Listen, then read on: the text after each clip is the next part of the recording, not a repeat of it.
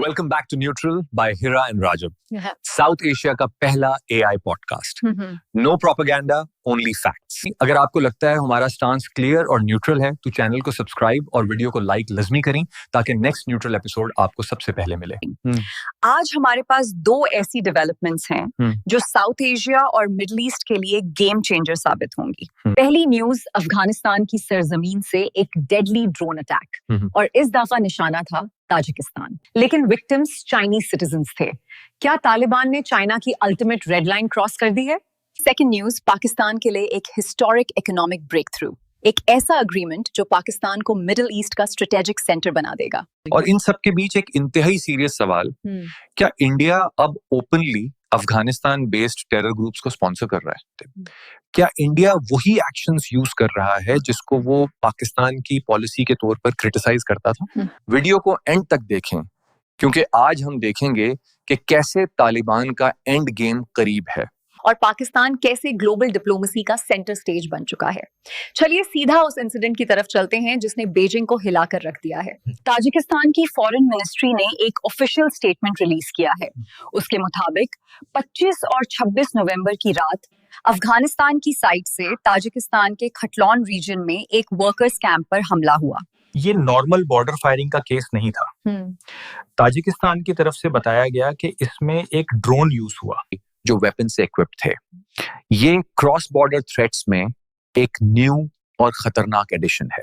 और सबसे तश्वीशनाक पहलू ये है कि इस हमले में एक कंस्ट्रक्शन फर्म के लिए काम करने वाले 3 चाइनीज शहरी निशाना बने हैं। तालिबानी रेजीम पहले ही पाकिस्तान, ईरान और अमेरिका के लिए दर्दे सिर थी, लेकिन चाइनीज शहरियों को निशाना बनाना सीधा बीजिंग को चैलेंज करना है। तालिबान को शायद ये गलत फहमी थी कि वो टीटीपी, बीएलए और डिफरेंट ग्रुप्स को नलिश करके रीजन में लेवरेज हासिल कर लेंगे। उन्हें लगता था वो पावरफुल हो जाएंगे, लेकिन इन्हें ये समझ नहीं आ रही कि अब हर मुल्क ने मिलके इन्हें मारना है। लेकिन यहाँ असल गेम समझना जरूरी है। ये दहशतगर्दी रैंडम नहीं है। अफगानिस्तान से ऑपरेट होने वाले ग्रुप्स सीपेक को निशाना बनाते हैं, चाइनीज वर्कर्स को टारगेट करते हैं। ये सब किसके इशारों पर होता है?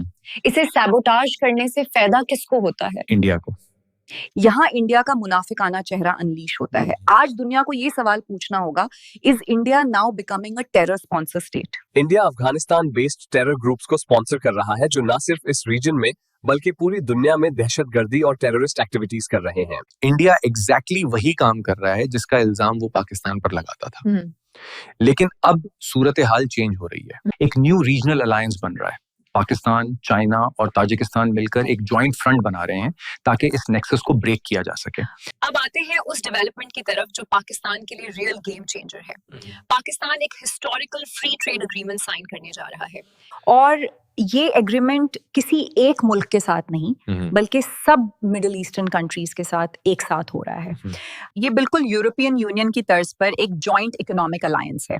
पाकिस्तान के प्राइम मिनिस्टर के बहरीन विजिट के दौरान ये अनाउंस किया गया कि ये एफटीए ऑलमोस्ट फाइनल है, नेगोशिएशंस कंप्लीट हो चुकी हैं। इसका डायरेक्ट मतलब है कि पाकिस्तान और जीसीसी के बिटवीन ट्रेड और इन्वेस्टमेंट में किसी किस्म की कोई रुकावट नहीं होगी। ये पिछले स्ट्रेटेजिक म्यूचुअल डिफेंस एग्रीमेंट से भी बिगर एग्रीमेंट हो सकता है।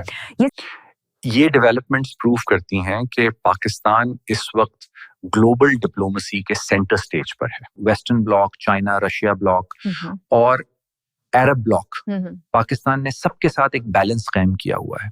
इसीलिए आप देख रहे हैं कि ईरान, तुर्की, रशिया और अब इजिप्ट के ऑफिशियल्स भी पाकिस्तान आ रहे हैं। पाकिस्तान अब मुस्लिम दुनिया में सिर्फ स्पेक्टेटर नहीं बल्कि एक इम्पोर्टेंट फैसला साज पावर है, और दुनिया पावर को रिगार्ड करती है। पाकिस्तान मई 2025 की जंग में इंडिया को जवाब देकर अपनी सुपीरियोरिटी का लोहा मनवा चुका है।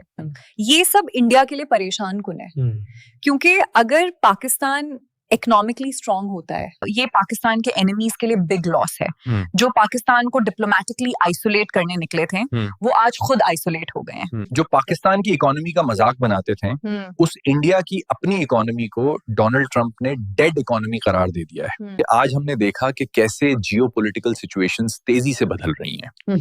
अफगानिस्तान में इंडिया की प्रॉक्सी वॉर एक्सपोज हो रही है और पाकिस्तान एक मजबूत इकोनॉमिक और डिप्लोमेटिक पावर बनकर उभर रहा है। अगर आपको आज का एपिसोड पसंद आई हो तो वीडियो को लाइक और शेयर करें और चैनल को लाजमी सब्सक्राइब कर लें ताकि ऐसी अपडेट्स आपको मिलती रहें। अपना ख्याल रखें, पॉजिटिव रहें, दुआओं में याद रखें। अल्लाह हाफिज।